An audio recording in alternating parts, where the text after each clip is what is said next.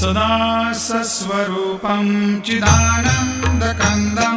जगत्सम्भवस्थानसंहारहेतुं स्वभक्तेच्छया मानुषं दर्शयन्तं नमामीश्वरं सद्गुरुं साईनाथं भवद्वान्तविद्वांसमार्तण्डमीड्यं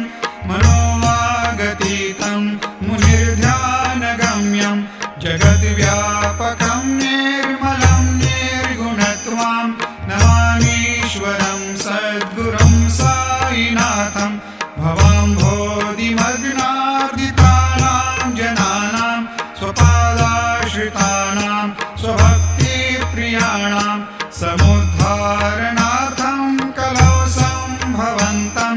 नमामीश्वरं सद्गुरुं साईनाथं सदा निम्बवृक्षस्य मूलाधिवासात् सुधास्राविणं तेक्तमप्यप्रियन्तं तरुं कल्पवृक्षाधिकं साधयन्तं नमामीश्वरं सद्गुरुं साईनाथं सदा कल्पवृक्षस्य तस्याधिमूले भवद्भा